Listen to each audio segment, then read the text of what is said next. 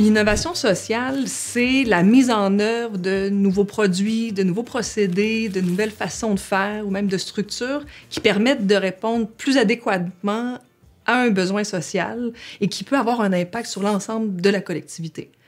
Dans un contexte de crises multiples qu'on connaît actuellement, notamment les crises climatiques, sociales, politiques, etc., l'innovation sociale devient essentielle et à ce titre-là, les coopératives peuvent y contribuer de façon spécifique parce qu'elles incluent les parties prenantes, les membres, les employés, les producteurs, des fois la communauté. Elles les incluent dans la structure et dans la prise de décision, ce qui est assez unique à son modèle et ce qui permet aussi d'envisager la réponse à des besoins sociaux pour une diversité de communautés, une diversité de besoins. L'innovation, qu'est-ce que c'est dans notre société? C'est la nouveauté technologique avec but commercial. L'innovation sociale, c'est une nouveauté qui a une finalité sociale et change le processus des relations entre les gens. Donc ça, c'est l'innovation sociale. Et maintenant, quels sont les différents types qu'on pourrait distinguer? Il y a l'entrepreneur social, il y a l'intrapreneur social et l'extrapreneur social. Pour utiliser l'exemple de la transition énergétique, si on doit sortir des combustibles fossiles et produire plus de renouvelables, on peut voir un peu les enjeux de ces trois types d'innovateurs. Donc, l'entrepreneur social voit le défi et voit l'opportunité.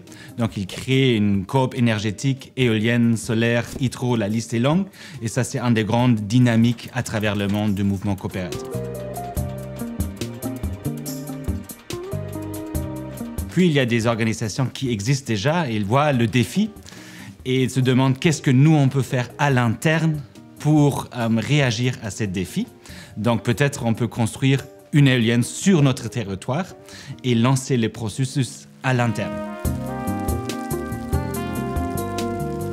Ce qui est intéressant avec les coops, c'est qu'il y a une structure démocratique. Donc, a priori, on peut avancer beaucoup des idées à l'interne. Donc, il y a un espace de liberté pour les entrepreneurs sociaux. Troisième, les extrapreneurs sociaux. Donc, on ne veut pas seulement avoir un changement d'une organisation ou une nouvelle organisation, on veut peut-être changer un secteur.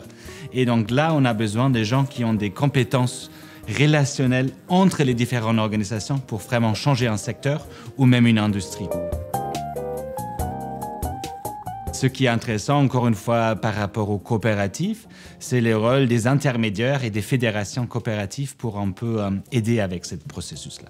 Donc, une transformation sociale, c'est un changement profond, pas seulement dans une organisation ou un secteur, mais à travers la société et son économie.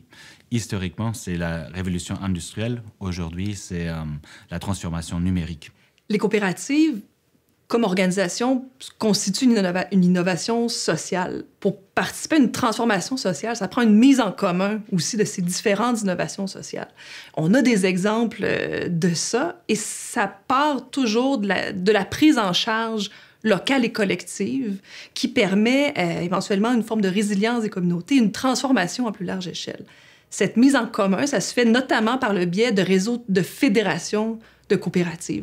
Un exemple bien particulier de cette mise en commun qui contribue à une transformation sociale, c'est la Fédération des coopératives du Nouveau-Québec, qui regroupe des coopératives de consommateurs multiservices qui sont situées dans chacun des 14 villages du Nunavik, avec une fédération qui a son siège social au sud du Québec.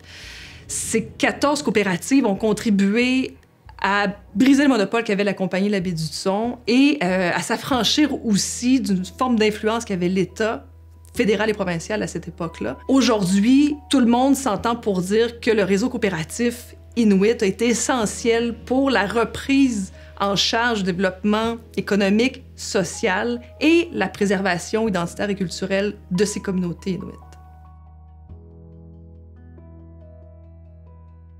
L'Alliance coopérative internationale, ils ont produit un rapport où ils ont regardé les liens entre les coopératives et les ODD, les objectifs de développement durable, et ils ont trouvé quand même assez cohéremment des liens structurels entre le business model et les ODD. Donc, je dirais il y a une raison d'être optimiste si on fait plus d'efforts de communiquer à l'interne et à l'externe, de vraiment trouver des réponses assez intéressantes.